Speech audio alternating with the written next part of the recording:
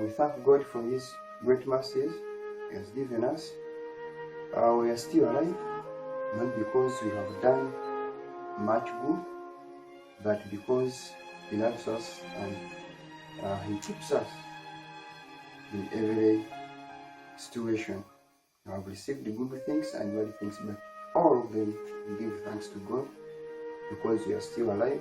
He has still given us time to make our ways good before Him. I'll talk about something today.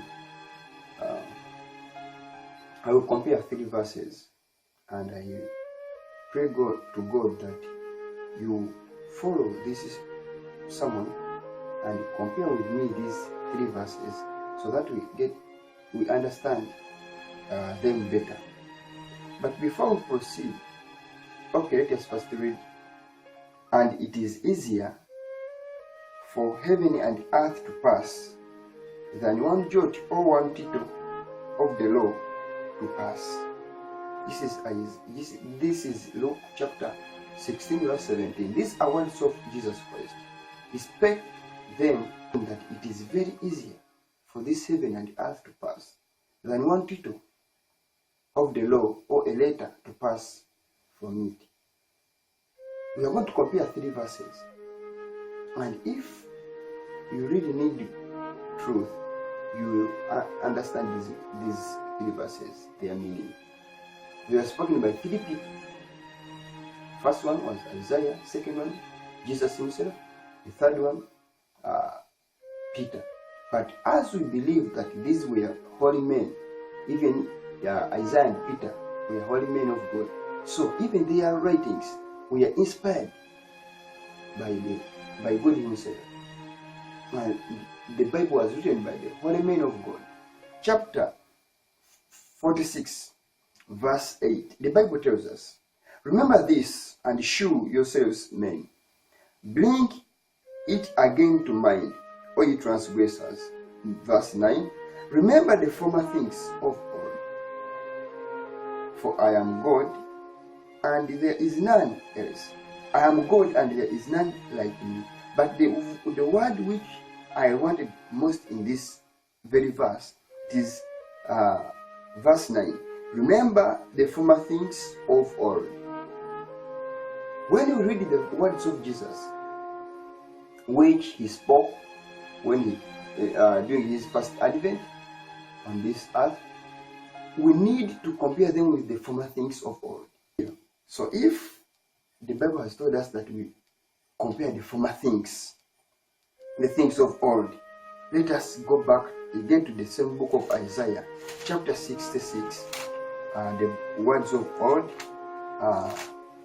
Again, Isaiah 66 verse 23. Let us compare them with the words of Jesus. Jesus has told us that it is easier for heaven and earth to pass, so than one tittle or one jot of the law to fail. Let us check 66 Isaiah verse 23. The Bible tells us. Let us start with verse 22. For as the new heavens and the new earth which I will make shall remain before me, saith the Lord, so shall your seed and your name remain. God has said that it is easier for heaven and earth to pass than one jot or one tittle of the law to fail. So if the same God, when we compare the words of the things of old, which were written, has told us that for the heaven and earth which I will make shall remain before me. Verse 23. And it shall come to pass from one new moon to another, and from one Sabbath to another, shall all flesh come to worship before me, saith the Lord. Amazing word. The Bible has told us that it is easier for heaven and earth to pass. When they pass, these old ones, God is going to make new ones, because these are defiled by sin.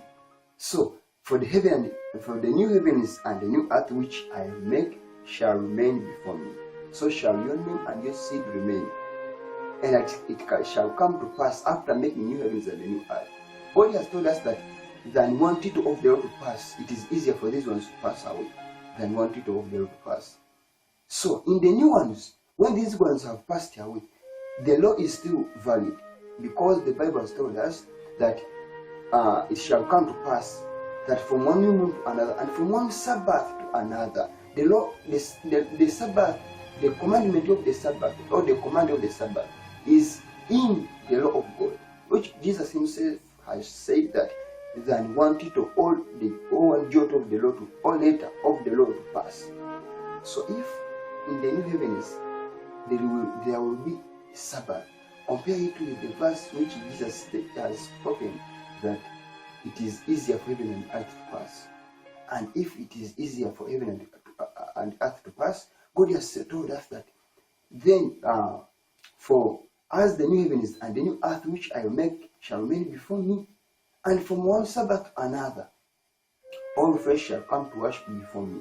So we shall be keeping God's Sabbath, but even not in the Sabbath, daily we shall come before the Lord to worship Him. But the Sabbath will be still valid, even the new heaven and the new earth. Nothing will change. God's law is immutable, is unchangeable. It is everlasting as His throne. If you do away with God's law, so it means that you have done away with God. If you say that God's law is invalid, it means that God is invalid. That's why He has told you in Isaiah chapter 48 that remember the former things of old, for I am God, and there is none else. I am God, and there is none like me. Remember the former things. He is the only God. There is none like Him. This Bible was written by the inspiration of His Spirit. He inspired the writers of this book. So we need to compare verse by verse. Let us read again the very book of Isaiah. To those who say that God's Sabbath is invalid, the Bible tells us, 45 verse 16, they shall be ashamed and also confounded, all of them. They shall go to confusion together. They are makers of idols, because they have compared God to other things. They have made an idol Sabbath of Sunday. God has said that they shall go to confusion together, that are makers of idols. If you do anything contrary to God, it is an idol. If you do anything that God has not told you, it is an idol. Don't be a fool. Be wise. Don't be like foolish virgins. Be like wise virgins. Don't be like those who said in Psalms that there is no God. They are fools. They are not wise. So to do away with God's law, it makes you a fool. But to love it and keep it and obey it, it makes you wise. 2 Peter chapter 3, verse 12, the Bible tells us, looking for and hastening unto the coming of the day of God, wherein the heavens being on fire shall be dissolved, and the elements shall melt with fervent heat. Verse 13, nevertheless, we, according to His promise, look for new heavens and a new earth, wherein dwelleth righteousness. Verse 12 Peter has been asking, are we looking for these ones which are going to be destroyed and burned? Which are going to be on fire? Are we looking for this? No. Verse 13, nevertheless, we are looking for new heavens and a new earth, where, according to His promise, we are looking for new heavens and a new earth, where in righteousness dwelleth. We are going to be where righteousness dwelleth, not where evil dwelleth. So the new heavens and the new earth, where righteousness dwelleth, the Bible has told us that from one new moon to another, and from one Sabbath to another, all flesh shall come to worship before God, says the Lord, the Almighty.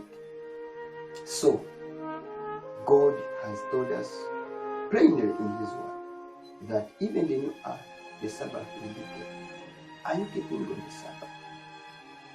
To obey Jesus and to follow him does not do away with his requirements. It just helps us to keep them, to love them. And Jesus just helps us to give us strength and power to obey his commandments. God will never be there without his commandments. And if commandments are no longer valid, there is no judgment. But if judgment is there, there must be commandments. Those 10 commandments which men have transgressed and trodden underfoot and despised are the only commandments, are the very commandments which God will use or is going to make as a standard in judgment. And only those commandments are the standard of truth and of righteousness. That's why God is righteous. His law is righteous. God is truth. His law is truth. According to the Bible, God is righteous. His law is righteous. God is truth. His law is truth. God is everlasting. His law is everlasting. God is immutable. His law is immutable. God's law is love. God is love. Nothing changes. May God help us. May God give us his wisdom and knowledge so that we can understand better these words, his writings, so that we not be found in the camp of fools, in the camp of evil doers and lovers, which are going to be banned, as in Isaiah chapter 47 verse 14, which says, Behold, they shall be ashamed. They shall be, behold, they shall be stubble. The fire shall burn them. They shall not deliver themselves from the power of the flame. Don't be part of those who are going to be destroyed. God loves his Sabbath. He loves his law. He loves his requirements. He loves his people. That's why he gave us his 10 commandments. A standard of truth, a standard of righteousness. If it is a mirror, as James tells us, look into that mirror. Is there any fault in you? If you compare that mirror with your ways, with your works, if there is any fault, please make a change today. Love God's law. Love God's Sabbath. It's not sin. It's not that God came to destroy his law. No. He told us that I'm not come to destroy but to fulfill. To fulfill means to put in practice, to give